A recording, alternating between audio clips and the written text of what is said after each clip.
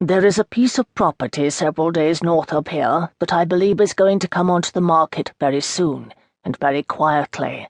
I cannot be involved with it myself, nor will I name the present owner to you, but I would like you to purchase it, however shady the deal appears to be.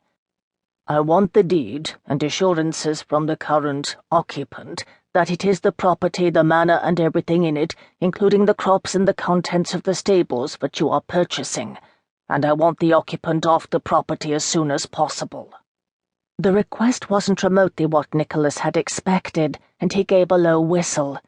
"You don't ask much, do you?" Neville nodded. "And one more thing. I want no one to know of this. Besides you, only Alice and I know of this conversation, and Nick, no other questions asked." He took a breath. "Will you help me?" Greatly intrigued, the Duke leaned forward. "I do have one question." "Yes?" "What's the name of the property?" "Crestley Hall." It appeared that the season wouldn't be as dull as he had originally thought. "All right." He sat back again and took a sip of tea. Neville slapped the arm of his chair. "Thank you." "You're welcome." Nicholas set the cup and saucer aside. "I'd best be on my way, then. It seems my man and I have a great deal of work to do." "There is one more thing," Neville grimaced. "You may not like this. Of course all of your expenses shall be repaid, but depending on a separate set of circumstances, it may not be for 2 years. The conditions were odd, but no more than was the rest of the deal. He shook his head. "You needn't worry, Neville. I could purchase all the homes along Rotten Row and still have enough to buy a lady's heart." Clary laughed. "There's not enough money in all the world for that." "I wonder." He leaned forward. "I am curious about one thing. Why me?" The Baron cleared his throat. "I believed I could trust you, and that you would have the means, and—" He trailed off. "And the necessary lack of scruples," Nicholas supplied, more intrigued than annoyed. Crestley Hall was sounding more interesting every moment. Neville had the good manners to look embarrassed. "Something like that." A soft knock came at the door, and it swung open. "Lord Clary?"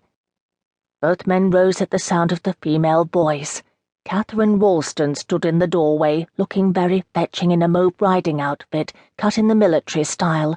On her head, tilted forward at a jaunty angle, perched a hat of the same colour. She looked startled as she saw the Duke, but quickly recovered herself. "I'm sorry, I didn't realize you had company," she said to her godfather. "Alison asked me to tell you that a crate just arrived from Paris.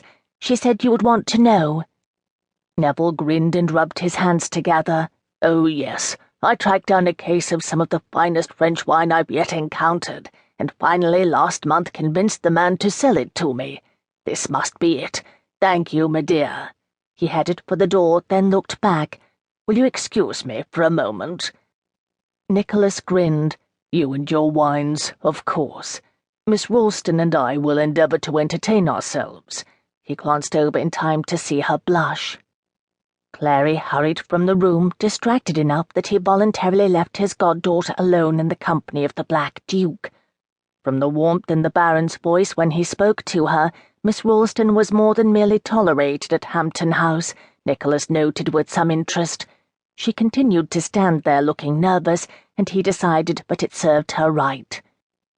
"I was surprised to see you here," she said finally. "You left early last night," he responded, leaning against the edge of the end table and crossing his arms. "I had a headache," she countered. He looked her carefully up and down, noting that she blushed again. "You seem to have recovered." "Yes, thank you." She turned, and he thought she was going to flee. Instead, she became absorbed in studying the titles of the books on the nearest shelf.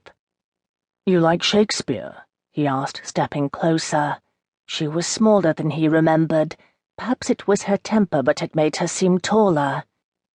"I beg your pardon?" she asked over her shoulder. "Shakespeare," he repeated, reaching over her shoulder for a volume. As he had expected, she started. "Yes," she mumbled. "I do very much."